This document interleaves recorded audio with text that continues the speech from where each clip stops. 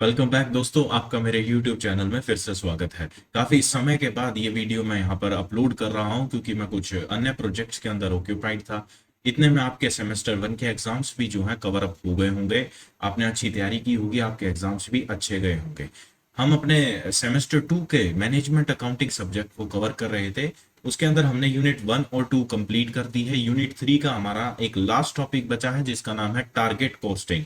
इसके अलावा एक टॉपिक और है लाइफ साइकिल कॉस्टिंग। वो काफी छोटा सा और इनअप्रोप्रिएट या इरेलीवेंट टॉपिक है, लेकिन उसको भी हम आने वाले वीडियो में कवर कर लेंगे। आज का हमारा प्राइमरी टारगेट रहेगा टारगेट पोस्टिंग को कवर करना। तो आइए बिना किसी देरी के स्टार्ट करते हैं। लेकिन उससे पहले अगर आप चैनल पर नए हैं और आपने सेमेस्टर 1 भी यहीं से कवर किया है तो please like share and subscribe जरूर करके जाइएगा। उससे जो है प्रोत्साहन मिलता है आपके लिए इस तरह का कंटेंट रेगुलरली पोस्ट करने में। तो आइए स्टार्ट करते हैं आज का अपना टॉपिक जो है टारगेट कोस्टिंग। देखते हैं पहले मीनिंग क्या है टारगेट कोस्टिंग का। तो ये एक टेक्निक होती है। देखिए, टारगेट क्या होता है? जब आप अपने गोल सेट कर लेते हैं, जब आप अपना टारगेट सेट कर लेते हैं कि मुझे ये करना है या मुझे ये अचीव करना है, वो आपका टारगेट है। फॉर एग्जांपल, आपके अच्छे मार्क्स लेना आपका टारगेट है। आपको जिंदगी में कुछ अच्छा करना, अच्छा कमाना, स्टैंडर्ड ऑफ लिविंग इंप्रूव करना, वो क्या है? अब वो आपका टारगेट है। इस तरह से टारगेट होते हैं। सिमिलरली ऑर्गेनाइजेशन के अंदर भी जब आप काम कर रहे हैं, प्रोडक्शन कर रहे हैं, तो ऑर्गेनाइजेशन के भी अपने ऑब्जेक्टिव्स और टारगेट्स होते हैं। तो कहीं ना कहीं ये शब्द जो है उसी ऑर्गेनाइजेशन के अंदर जो प्रोडक्शन प्रोसेस चल रहा है या जो वो प्रोड्यूस कर रहा है उससे रिलेटेड है, उसके प्राइस से रिलेटेड है, क्योंकि बात यहाँ पर कॉस्टिंग की जा रही है, टारगेट कॉस्टिंग। तो आइए जानते हैं कि क्या टारगेट कॉस्टिंग इस कंटेक्स्ट में बोला जाएगा। Target selling price is determined. देखिए, टारगेट सेलिंग प्राइस यानी किस सेलिंग प्राइस पे आपको बेचना है। मान लीजिए आप कोई प्रोडक्ट है, 100 रुपए का जो है आपकी कॉस्ट आती है उसको बनाने के अंदर, तो आपको उस कॉस्ट लगने से पहले ये डिटरमाइन करना है कि इसको किस प्राइस पर बेचना है मुझे। आप मार्जिन अपना पहले ही फिक्स कर लेंगे। जब आपके पास रॉ मटेरियल आएगा तो आप उसको देखते ही क्षण भर में ये बताएंगे कि मुझे जो है ये प्रोडक्ट 250 रुपए का बेचना है और उस 250 के अंदर मेरा मार्जिन जो है वो 20% होगा। तो बताइए इसके अंदर जो है आपका कॉस्ट कितना होगा। तो इस तरह के जो टारगेट्स हैं वो सेट किए जाते हैं कि इस टारगेट के ऊपर हमको ये प्रोडक्ट बेचना है। उस टारगेट को के अंदर मार्जिन ऑलरेडी इंक्लूड किया जाता है। उस मार्जिन के ही बीच के अंदर दायरे में रहकर हमको जो है अपनी कॉस्ट रखनी पड़ती है। तो इंस्टेड आप अपनी कॉस्ट को शुरू से रिड्यूस करके चलें। टारगेट कॉस्टिंग में उल्टा होता है। टारगेट कॉस्टिंग में आप अपना प्राइस फिक्स कर देते हैं और उस प्राइस के अंदर जितना मार्जिन रखते हैं आप प्रॉफिट का, उस मार्जिन को मद्देनजर रखते हुए, उसको ध्यान में रखते हुए आप अपनी कॉस्ट जो है इनकर करते रहते हैं, ताकि मैक्सिमम कॉस्ट आप उतनी इनकर करें जितना आपको टारगेट के लिए जरूरी है। Target selling price is determined or for the product manufactured by the organization through market analysis, which includes competition level, customer taste and preferences, their value chain system, and after that a target margin is deducted from the target selling price to reach the target cost। तो मैंने बताया आपको कि target जो है selling price fix कर देते हैं, मार्जिन डिसाइड कर देते हैं। टारगेट सेलिंग प्राइस के अंदर से जब आप अपना मार्जिन जो है वो माइनस कर देंगे तो आपके पास क्या आ जाएगी? टारगेट कॉस्ट की। आपको इतनी कॉस्ट के अंदर जो है ये प्रोडक्ट प्रोड्यूस करना है। तो आइए इसको जरा एक बार एग्जांपल के थ्रू समझने की कोशिश करते हैं। यहाँ पर एक एग्जांपल दिया है, आइए देखते हैं क्या दिया है हमको यहाँ पर। Infinity Limited analyzed the market conditions and found out that it can charge rupees 250। तो ये हमारा 250 क्या हो गया? ये हो गया हमारा target selling price. Target selling price. उसके बाद क्या लिखा है? Its desired profit margin is 20% of selling price. You are required to determine the target cost. तो हमने ऊपर ये टारगेट कॉस्ट का फॉर्मूला देखा है। यहाँ पर क्या बताया मैंने आपको कि टारगेट सेलिंग प्राइस फिक्स कर दिया, टारगेट मार्जिन फिक्स कर दिया। जब इन दोनों को एक दूसरे से माइनस कर देंगे तो हमारे पास क्या आ जाएगी? Target cost. तो यहां पर देखिए हमारे पास टारगेट सेलिंग प्राइस है, हमारे पास टारगेट मार्जिन है 20%। किसका? 250 का। 20% of selling price, selling price है 250 रुपीज, तो 20% ऑफ 250 कितना होता है? 50। तो अगर मैं 250 के अंदर से 50 माइनस कर दूंगा तो हमारे पास जो रिजल्ट आएगा वो क्या आ जाएगा? Target cost, TC, target cost, which is 200 rupees. तो ये है आपका, इस तरह से जो है टारगेट कॉस्ट कैलकुलेट किया जाता है। यानी कि आपको टारगेट सेलिंग प्राइस दे रखा होगा, आपको जो है प्रॉफिट मार्जिन दे रखा होगा, आप टारगेट प्राइस के अंदर, सेलिंग प्राइस के अंदर से अगर प्रॉफिट मार्जिन माइनस कर देंगे तो आपके पास आ जाएगा टारगेट कॉस्ट, कि ये प्रोडक्ट जो है इन्फिनिटी लिमिटेड को, ये जो टॉय है, ये खिलौना है, ये कितने रुपए के अंदर अंदर बना लेना है, 200 रुपए के अंदर। यानी कि अगर उसको 250 रुपए में ये प्रोडक्ट बेचना है 20% अपना मार्जिन रखते हुए, तो ये जो प्रोडक्ट है उसको वो कितने रुपए में फाइनली जो है बना लेना पड़ेगा, 200 रुपए। इससे ज्यादा लगाएगा तो उसको नुकसान हो जाएगा या उसका प्रॉफिट मार्जिन जो है इंपैक्ट हो जाएगा। वो अगर वो नहीं करना चाहता तो उसको जो अपना प्रोडक्ट है, उसको टॉय जो है वो 200 रुपए के अंदर अंदर बनाना पड़ेगा। तो आई होप आपको टारगेट कॉस्टिंग जो है वो समझ में आ गई, कि हमें पहले टारगेट फिक्स करना है किस चीज का, सेलिंग प्राइस का, उसके अंदर जो है हमको अपना प्रॉफिट मार्जिन डिसाइड करना है। जब ये दोनों चीज डिसाइड हो जाएंगी तो हमारी टारगेट कॉस्ट भी कैलकुलेट होकर आ जाएगी। उसके बाद है डेफिनेशन ऑफ टारगेट कॉस्टिंग। तो सीमा के अकॉर्डिंग ये है, a product cost estimate derived from a competitive price. देखिए कॉम्पिटिशन लेवल का क्या मतलब होता है, कि जो प्रोडक्ट हम बना रहे हैं वही सेम प्रोडक्ट कोई दूसरी कंपनी बना रही है, तो वो अपना सेलिंग प्राइस क्या रख रही है। देखिए ये बात समझिए कि हमें किसी और कंपनी की कॉस्टिंग नहीं पता होती, वो उनके कॉन्फिडेंशियल जो है प्रोसेस होते हैं। अभी कोई कंपनी अपने जो है कॉस्टिंग प्रोसेस, कॉस्टिंग टेक्निक्स जो है, अनटिल एंड अनलेस वो फाइनेंशियल स्टेटमेंट पब्लिश नहीं करती, उसको अदरवाइज नहीं दिखा सकती है। तो सिमिलरली हमको क्या पता है लेकिन, कि वो कितना जो है वहां पर क्या बोलते हैं उसको, सेलिंग प्राइस जो है, टारगेट सेलिंग प्राइस जो है उसके प्रोडक्ट का कितना है। तो हम उस लेवल के बेसिस के ऊपर, और क्योंकि प्रॉफिट मार्जिन एक सब्जेक्टिव मैटर होता है, तो उसके अंदर कितना हमें प्रॉफिट मार्जिन रखना है, क्योंकि इसके अंदर मार्जिन ऑफ एरर भी सेट किया जाता है, कि अगर मान लो मैं 20% यहां से सोच के चलूंगा प्रोडक्शन स्टार्ट होने से पहले, तो फाइनली कहीं जाके जो है 19-18% जो है, कहीं ना कहीं 1-2% का वेरिएशन जो है उसको भी यहाँ पर फैक्टर इन किया जाता है। तो आई होप आपको बड़ी पिक्चर जो है यहाँ पर समझ में आ रही है टारगेट कॉस्टिंग की। Cooper refer to target costing as a disciplined process for determining and realizing a total cost at which a proposed product with a specified functionality must be produced to generate the desired profitability at its anticipated selling price। anticipated selling price का क्या मतलब होता है, target selling price. तो उसके अंदर हमें कितना प्रॉफिट चाहिए, है ना, डिजायर्ड प्रॉफिटेबिलिटी, कितना प्रॉफिट चाहिए वो पहले ही डिसाइड कर लो। टारगेट सेलिंग प्राइस डिसाइड करो, प्रॉफिट डिसाइड कर लो, कॉस्ट जो है इन दोनों को माइनस करके आप फ्रेम कर सकते हो, ताकि आपकी जो कॉस्ट भी जो है उसी आपके टारगेट प्राइस के अंतर्गत आ जाए। ये आपकी डेफिनेशंस है। उसके बाद आते हैं फीचर्स क्या है टारगेट कॉस्टिंग के। तो market conditions play a major role in determining this. तो ये फीचर है, देखिए ये कॉमन चीजें हैं। अभी हमने ऊपर पढ़ा था कंपटीशन लेवल, तो वो कंपटीशन लेवल क्या है, वो मार्केट जो है स्ट्रेटजीज हैं, कि मार्केट की कंडीशन कैसी चल रही है। जो सेम खिलौना या मोबाइल फोन मैं प्रोड्यूस कर रहा हूं, वो दूसरी कंपनी जो है सिमिलर प्रोडक्ट जब दे रहे हैं, तो उसके अंदर क्या है, वो प्राइस किस तरह का रख रहे हैं, उनका मार्जिन वगैरह कितने का निकल के आता है, वो सारी चीजें हमें देखनी पड़ती हैं। तो ये एक इंपॉर्टेंट रोल प्ले करता है क्या, मार्केट कंडीशंस किसके अंदर, टारगेट कॉस्ट डिसाइड करने के अंदर।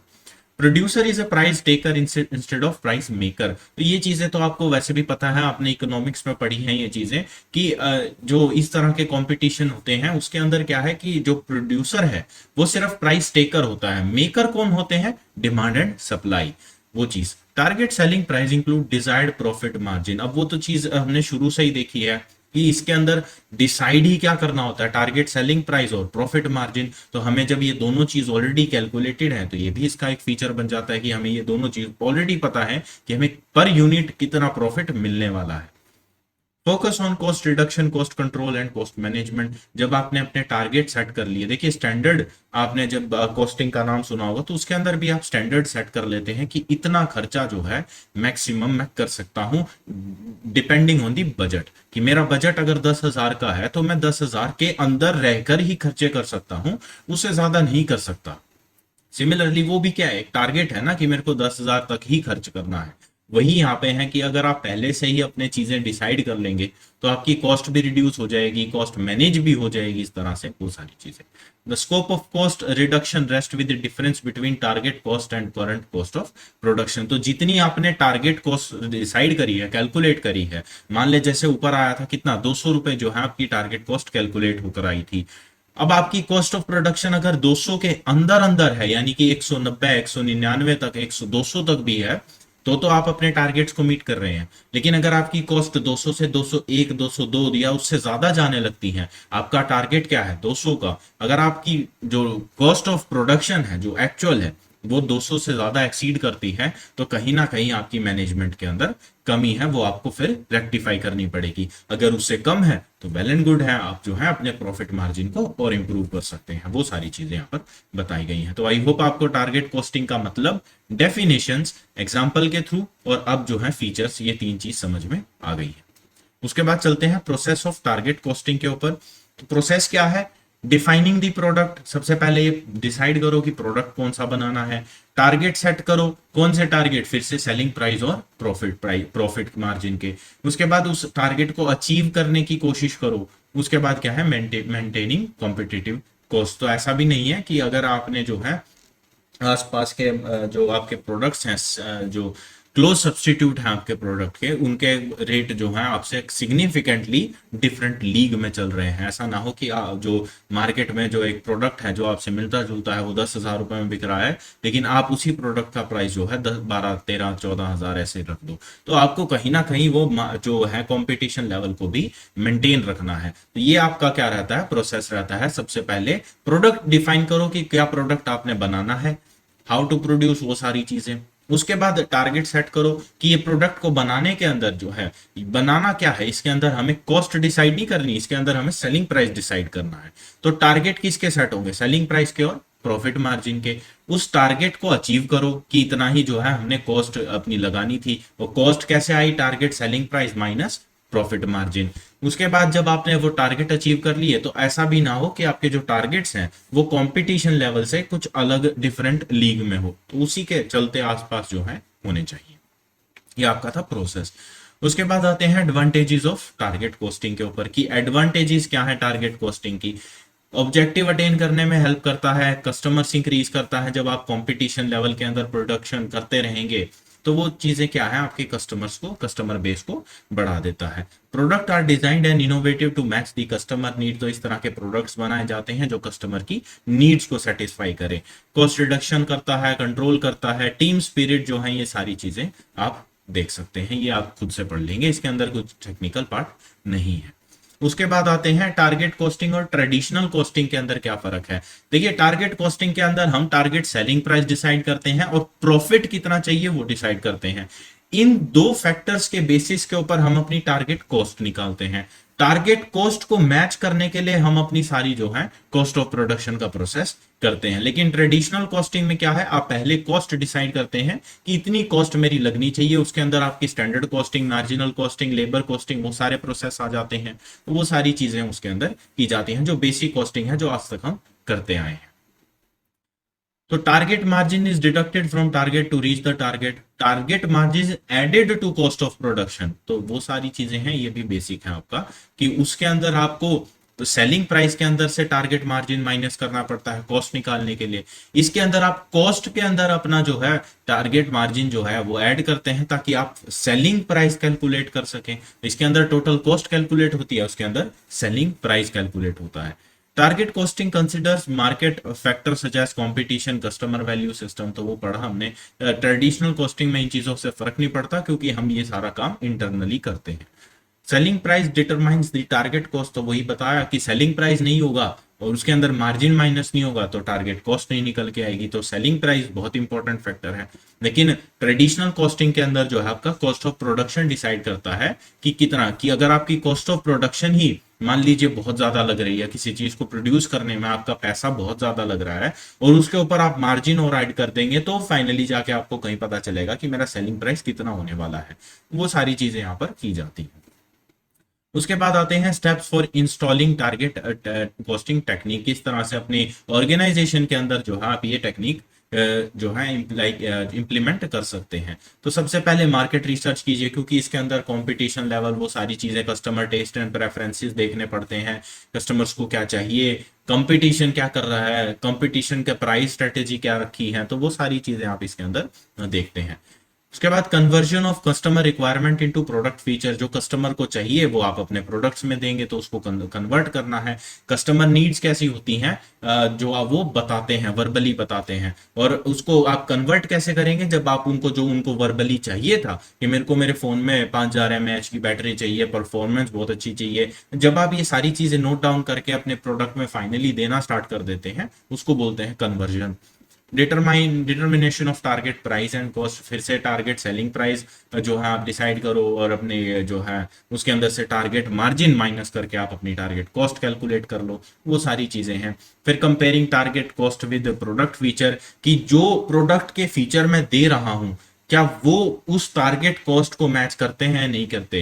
क्या ऐसा तो नहीं है कि टारगेट कॉस्ट, मान लीजिए मेरे एक मोबाइल को मैन्युफैक्चर करने की 10,000 रुपए निकली है, और मैं फीचर्स उसके अंदर ऐसे दे रहा हूं कि मेरी टारगेट कॉस्ट जो है वो एक्सीड कर जाएगी। जैसे मान लीजिए उसके अंदर जो है मैं अगर 4000 mAh की बैटरी देता हूं तो मेरी टारगेट कॉस्ट मीट कर जाएगी 10,000 रुपए। लेकिन अगर मैं उसी 4000 को जो है 5000 mAh करने की सोचता हूं, तो जिससे कंज्यूमर की नीड्स तो सेटिस्फाई हो जाएंगी, लेकिन मेरी जो टारगेट कॉस्ट है वो भी एक्सीड कर जाएगी। अब 10,000 की जगह जो है मेरे को कितने पे करने पड़ेंगे, 12,000 रुपए, तो मैं वो भी नहीं करना चाहता। तो कोई मिडल ग्राउंड जो है वहां पर ढूंढना पड़ता है कि 4500 mAh की बैटरी देने से मेरी टारगेट कॉस्ट ज्यादा भी एक्सीड नहीं कर रही है, तो वो सारी चीजें यहां पर कंपेयर करनी पड़ती हैं, वो पता चलता है।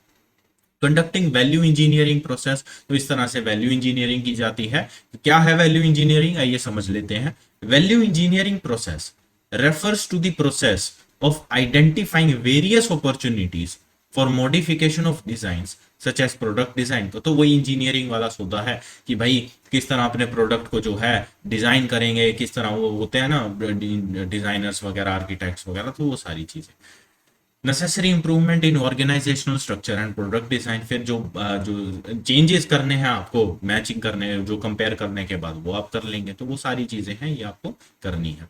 तो टॉप मैनेजमेंट का अप्रूवल होना चाहिए, अकाउंट्स मेंटेन होने चाहिए, और time to time follow up करते रहना चाहिए। फॉलो अप का क्या मतलब होता है कि टाइम टू टाइम आप उससे रिव्यू लेते रहे कि जो काम हमने सोचा था, क्या टारगेट्स जो हमने डिसाइड करे थे वो मीट हो रहे हैं नहीं हो रहे, तो उसको बोलते हैं फॉलो अप करना। सॉरी। टूल्स एंड टेक्निक्स क्या है, तो वो हमने पढ़ा है पीछे, सारा जो अपना यूनिट 3 है वो मेनली यही टूल्स एंड टेक्निक्स चल रहे हैं। एक्टिविटी बेस्ड कॉस्टिंग है, वैल्यू चेन है, वैल्यू इंजीनियरिंग प्रोसेस है, जस्ट इन टाइम अप्रोच है। जस्ट इन टाइम क्या होता है, जब जरूरत है तभी सामान मंगाया जाएगा। जैसे आप कभी हल्दीराम्स वगैरह में जाएंगे तो आपको पता चलेगा वो just in time strategy use करते हैं। वो यूजुअली अपने पास रॉ मटेरियल या जो है इस तरह की चीजें नहीं रखते।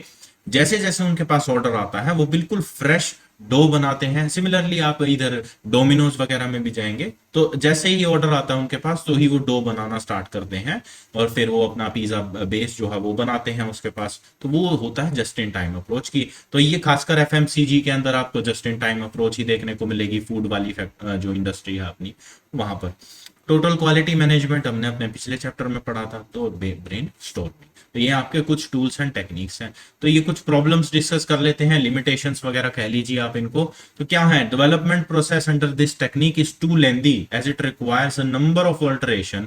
ये कुछ है कि भाई बहुत लेंदी प्रोसेस है, काफी चेंजेस करने पड़ते हैं, क्योंकि देखिए आप कॉस्ट ऑफ प्रोडक्शन जब तक खर्चा कर रहे हैं तब तक आप जो है थोड़ा एक फ्री हैंड रखते हैं अपना, कि कोई बात नहीं, होने दो होने दो होने दो। एंड एट सर्टेन लेवल आपका जब वो फाइनलाइज हो जाता है कि हाँ इतना लग गया, इसके अंदर प्रॉफिट ऐड करो, ये हमारा सेलिंग प्राइस हो जाएगा, जैसे एप्पल करता है, वो सोचता ही नहीं है कि भाई उसके प्रोडक्ट जो है वो कॉम्पिटिशन से कितने एक्सपेंसिव है, वो जस्ट उसको प्राइस करना होता है। उसकी प्राइसिंग स्ट्रेटेजी अपनी है, वो सोचता नहीं है कि बाकी प्रोडक्ट्स क्या कर रहे हैं क्या कर रहे हैं। मेरा प्रोडक्ट तो भाई इतने में ही बिकेगा, लेना है तो ले लो, और मैं क्वालिटी अश्योर करके दूंगा कि भाई जो लोगे तो वो तुमको पूरा जो है क्वालिटी सेटिस्फेक्शन मिल जाएगी। वो सारी चीजें हैं। तो ये काफी लेंथी प्रोसेस होता है ये वाला। अगर आप बात करें टारगेट कॉस्टिंग की, कि पहले टारगेट सेट कर लो, मार्जिन डिसाइड कर लो, उसके बेसिस पे अपना कॉस्ट, तो उसके अंदर थोड़ा ना आपका हाथ जो है, जो एक्सपेंडिचर है वो रिस्ट्रिक्ट हो जाता है। कॉस्ट मैनेज हो जाती है, कोई प्रॉब्लम नहीं है, रिड्यूस हो जाती है, कोई प्रॉब्लम नहीं है, कॉस्ट कंट्रोल कर सकते हो, कोई प्रॉब्लम नहीं है। लेकिन रिस्ट्रिक्शन लग जाती है, कहीं कुछ एक आधी चीज भी आप ऊपर नीचे नहीं कर सकते। Large amount of cost reduction चाहिए, वो सारी चीजें मैंने आपको बता दी। This technique requires team work which becomes difficult for large organization. अब जिसके अंदर जैसे सैमसंग है 1.5 लाख है, 2 लाख है, एप्पल है 3 लाख एम्प्लॉइज हैं, तो ये इतने सारे एम्प्लॉइज के ऊपर ना जो है थोड़ा मुश्किल हो जाता है काम करना, कहीं ना कहीं जो है बायस आ जाते हैं। To achieve the target cost, sometimes company uses low quality raw material and inferior design। तो वो मैंने आपको बता दिया कि भाई आपका जो टारगेट कॉस्ट है, अगर वो कंपटीशन को ध्यान में रखते हुए इतना कम आ रहा है, तो आप कहीं ना कहीं जो है अपने प्रोडक्ट को मैन्युफैक्चर करने के अंदर कटौती करेंगे, वहां पर गड़बड़ करने के पूरे पूरे चांसेस आप कर सकते हैं। तो ये आपका जो है टारगेट कॉस्टिंग का चैप्टर भी अब पूरा होता है। आपका यूनिट 3 भी है ऑलमोस्ट कवर हो चुका है। अब हमारे पास हम जो है लाइफ साइकिल कॉस्टिंग को एक बार देख लेंगे, नजर मार लेंगे उसके ऊपर, वो इतना इंपॉर्टेंट है नहीं, एक 2 मार्क्स का क्वेश्चन आएगा, अगर आएगा तो वो भी हम देख लेंगे एक बार। उसके बाद अपने यूनिट 4 पे चलेंगे। कॉस्ट कॉन्सेप्ट वो डिसीजन मेकिंग में किस तरह हेल्प करते हैं, इवेल्युएशन किस तरह करनी है, वो सारी चीजें हम यूनिट 4 के अंदर कवर करेंगे। तो आई होप आपको आज का लेक्चर जो है वो पसंद आएगा। कोई चीज डाउट अगर आता है आपको तो प्लीज कमेंट सेक्शन के अंदर वो मुझसे पूछ लीजिएगा। आपसे ऐसे ही मिलता रहूंगा, तो कमेंट सेक्शन में जुड़े रहिए। और अगर आपको फीडबैक देना है तो गूगल का फॉर्म होता है डिस्क्रिप्शन बॉक्स के अंदर, उसके अंदर जाकर आप फीडबैक दे सकते हैं। कोई टॉपिक अगर आपको अलग से करना है तो वो भी उसके अंदर आप मेंशन कर दीजिएगा, वो हम जो है एक बार जो है डे एंड के ऊपर या वीक एंड के ऊपर उसको एक बार एनालाइज कर लेते हैं। अगर ज्यादा बच्चे डिमांड करते हैं एक सिमिलर टॉपिक की या आसपास लगते टॉपिक्स की, तो उसके लिए अलग से वीडियो डाल दी जाएगी। तो ऐसे जो है आप अपना सिलेबस कवर करते रहिए, सेमेस्टर 2 की भी तैयारी आपकी समय लगते पूरी हो जाएगी। तो मिलते हैं अपने अगले लेक्चर में, तब तक के लिए ध्यान रखिए।